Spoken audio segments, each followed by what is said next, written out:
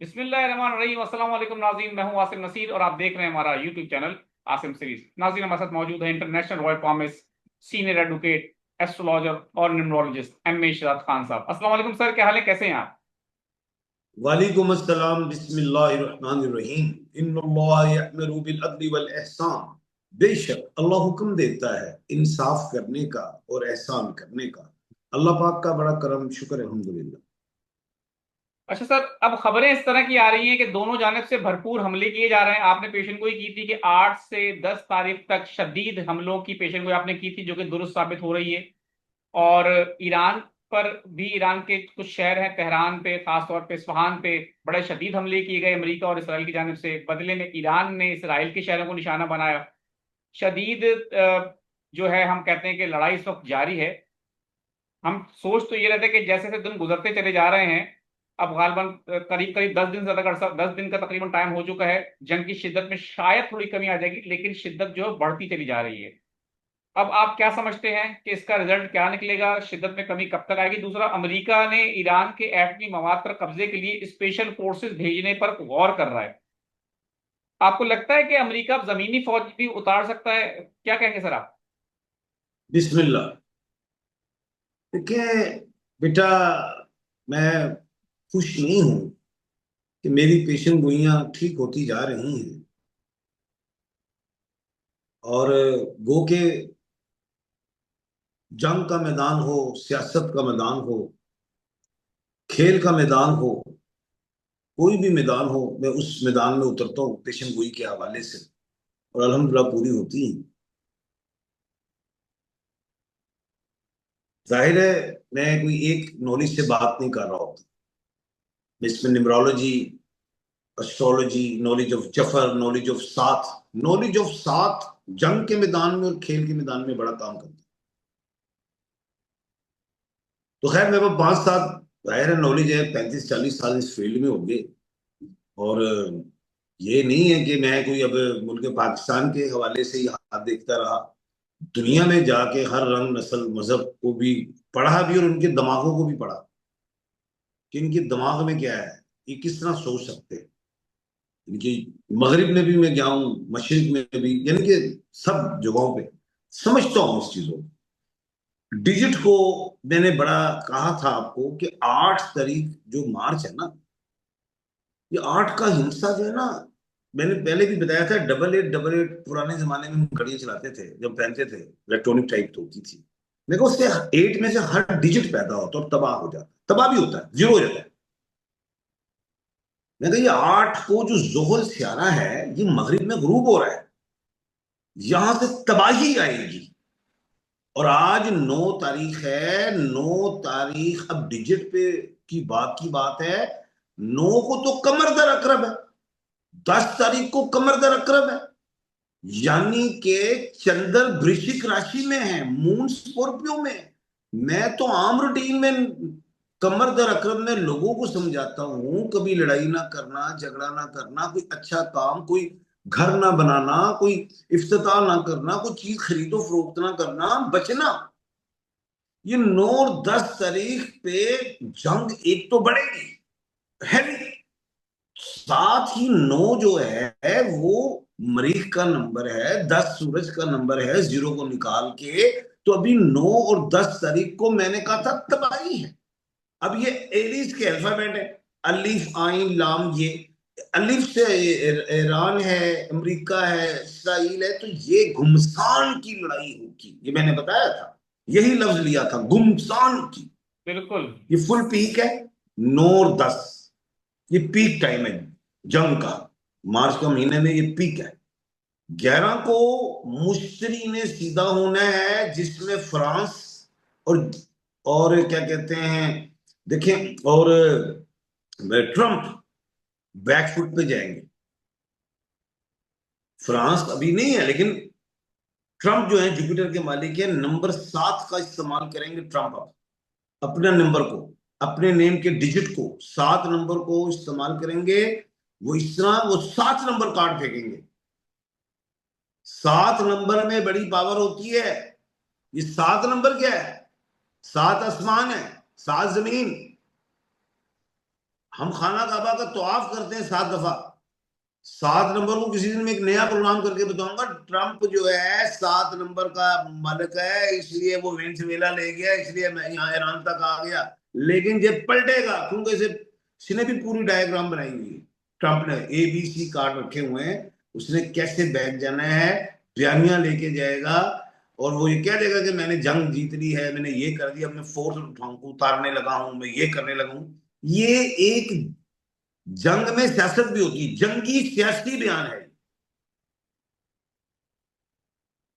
अब इस जंगी सियासी बयान के कार्ड जो फेंका है, उधर से ईरान का भी आएगा कार्ड। वो 9 नंबर का कार्ड फेंकेगा। 7 नंबर का कार्ड फेंका है ट्रंप साहब ने। अब ईरान जो है वो 9 नंबर का कार्ड फेंकेंगे। वो 9 नंबर क्या है? 9 नंबर का कार्ड है जंग। हम हैं, हम नहीं टले, ये नहीं, हम सीधा कर देंगे, तुम आओ तो सही, हम ये कर देंगे, हम लह तुम्हें दफन कर देंगे, हम ये इनके ईरान का कोई इस तरह का बड़ा बयान आएगा। अब होना क्या है? होना यह है, मैंने कल या परसों बताया था कि मरीख और सूरज, यानी कि मार्स एंड सन जो है इस वक्त प्रेजेंट है एक्यूरियस। और एक्यूरियस का जो आंसर है वो हवा है। ये हवाई लड़ाई है, जमीनी अभी ताल्लुक नहीं पैदा हुआ। 14 तारीख तक जो है ये जमीन की लड़ाई बिल्कुल भी नहीं है। ये जहन नशीं कीजिए। 10 से 11 तारीख को ट्रंप जो हैं अपना 7 नंबर का कार्ड फेंक देंगे, और 7 नंबर के कार्ड में 7 ममालिक शामिल होंगे, और उन 7 ममालिक वो कार्ड उठा के घूमेंगे ईरान को। जनाब बस हो गया, मामला हो गया, वो रास्ता निकालते हैं, उन 7 ममालिक में वो कार्ड घूमेगा। अब बर्तानिया बैग मार गया था, याद होगा, मैंने कहा बर्तानिया जो है टॉरस से है, उसके हाउस में कोई प्लेनेट नहीं है भागी। फ्रांस भागना है क्योंकि उसका प्लेनेट अपना जुपिटर रेट्रोग्रेड हुआ है, जेमिनाई में पड़ा हुआ है। तो इन सारों अरबों को मार पड़ चुकी है। ईरान को ही खाली नुकसान नहीं हुआ, ईरान ने ऐसी जंग लड़ी है कि उसने कहा हम तो सनम डूबे, तुम्हें भी नहीं डूबेंगे। और मैंने शुरू में ही कहा हुआ था 9 ममालिक से मुझे जंग नजर आ रही है, वही हुआ। अब मौजूदा सूरत हाल में मुझे किसी किस्म की जमीनी फोर्स दिखाई नहीं दे रही, ये याद रखिएगा। अब आ जाए अफगानिस्तान की तरफ, क्या अफगानिस्तान ईरान पे हमला कर सकता है? ये आपका सवाल नहीं था, खुद ऐड किया मैंने। बिल्कुल। अफगानिस्तान भी नहीं कर सकता, उसे तो पाकिस्तान के अभी अटैक से अपने आप को बचा ले, बड़ी बात है। और अब लोग कहते हैं मुझे कि खान साहब, अमेरिका बैठा रहा अफगानिस्तान में, 20 साल अफगानियों ने जंग फेस की है। मैंने कहा वो भाई उनके घर में आके बैठा हुआ था। अब अफगानिस्तान जो है वो किसी के घर में नहीं जा सकता। तो ये भी ज़हन नशीं कर लीजिए कि कोई मुझे जमीनी फोर्स ईरान में दाखिल होते दिखाई नहीं दे रही। 14 मार्च तक इसे लिख लीजिए। अब आप अगला सवाल तो कर नहीं रही थी, 14 क्यों कह रहे हैं? बिल्कुल सर, बताएं 14 मार्च के हवाले से आप जो बात कर रहे हैं। और 14 को मरकरी राइज हो रही है ईस्ट से, और 14 को सूरज जा रहा है पाइसिस में। आधी पावर जंग की खत्म हो जाएगी 14 को।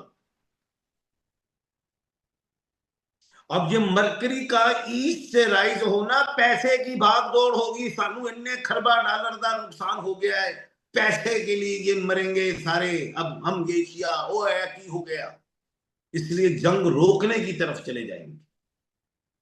और फिर मरीख सियारा 26 को ईस्ट से राइज हो जाएगा, जो जिसने तबाहियां लाई छुप गया था किसी और घर में जाके बैठ गया है, गैर बैठा हुआ और उधर से गुम गया है, जिसने तबाहियां लाई। अब इसको सामने आना पड़ेगा, 26 को आएगा, और 2 तारीख को बुराई का घर, 2 अप्रैल को बुराई का घर छोड़ के सही घर में जाएगा। सर तो आप मत डरे। एक पूरी सवाल दुनिया। मैं एक सवाल सर करना चाहता हूं आपसे। आप समझते हैं कि मार्च के महीना खत्म होने से पहले पहले ये जंग खत्म हो सकती है? 75% खत्म हो जाएगी। और 2 अप्रैल को मरीख जब ट्रांजिट होगा तो 100% खत्म हो जाएगी। फिर वो बयानबाजियां हैं, 14 मार्च के बाद तो बयानबाजियां देखेंगे आप। मैं करता, मैं वो करता, मैंने इतने गिरा दिए, मैंने उतने गिरा दिए। आगे मीडिया की लड़ाई है। सोशल मीडिया दिखाएगा आपको नई सी नई खबर, आपको इलेक्ट्रॉनिक मीडिया सुनाएगा नई सी नई खबर। दिखाएगा कौन? दिखाएगा कौन? सुनेंगे बात 14 के बाद, देखेंगे कुछ नहीं, कम देखेंगे। बिल्कुल ठीक और है। मैं अपनी पूरी कौम को और पूरी दुनिया को ये बताना चाह रहा हूं कि कोई डरने की जरूरत नहीं है। अल्लाह के हुक्म से ये जो जंग स्टार्ट हुई है ये खत्म हो जाएगी।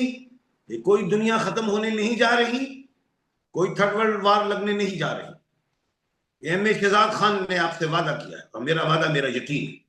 बिल्कुल ठीक है। बिल्कुल ठीक है सर। एम आई इशरात खान साहब ने पेशन गोई की है कि कोई थर्ड वर्ल्ड वॉर नहीं होगी, ये जंग बहुत जल्द खत्म हो जाएगी। बहुत बहुत शुक्रिया सर। अच्छी है, अब अच्छी खबर है, अच्छी पेशन गोई है। हमारी दुआ भी है कि जितनी बस जल्दी। जाते जाते जरा मैं एक बात करना चाहूंगा हुकूमत पाकिस्तान से। जनाब, पेट्रोल महंगा कर दिया है आपने, बड़ी मेहरबानी।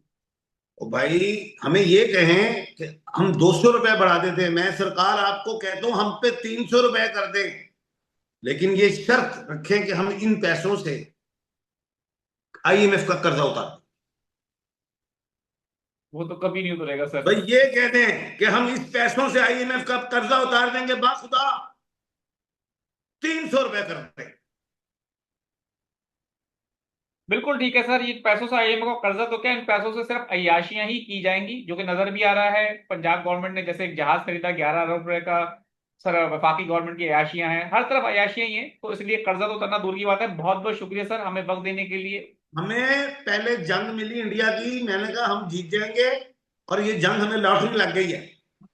और लगी, अल्लाह के हुक्म से हमारा पूरी दुनिया में नाम हुआ और हमारे जहाज भी सेल होते हैं। मैं JF-100 जहां पे सीने पे लगा के करता था, वो क्यों लाया? और मैं कहा साडा जहाज खरीद लो, बड़ा चंगा है, अल्लाह के हुक्म से। अब ये जंग लगी है उधर ईरान मिडिल ईस्ट में, तो साड़ी इस हुकूमत की लैटरी लगी, तेल बता दो। ओ भाई, होने की लैटरी है। रमजान का महीना है, आप सोच रहे रमजान में हम महंगाई कर देते हैं, फल 10 रुपए का 20 कर देते, चलो रमजान की बरकत लेते हैं, पेट्रोल 55 रुपए बता देते हैं, रमजान की बरकत, और अल्लाह के घर जाना है, उधर हर रोजे क्यामत हाजिर होना है, बढ़ाए। ये कहें हम आईएमएफ का कर्जा उतारने लगे हैं, ये 2 महीने हम आपका 300 रुपए तेल बढ़ा रहे हैं, आईएमएफ के पैसे उतार देंगे, ये कहें हमें, हम देते हैं पैसे। बिल्कुल ठीक है। बिल्कुल ठीक है सर। बहुत बहुत शुक्रिया हमें वक्त देने के लिए। नाज़रीन, यहाँ हमारे वीलॉग का वक्त खत्म हुआ। मुझे और रमेश शिराज खान साहब को दें इजाजत। आखिर में हमारा वही पैगाम है, मुस्कुराएं, प्यार बांटें और अपने आसपास के लोगों का ख्याल रखें। अल्लाह हाफिज।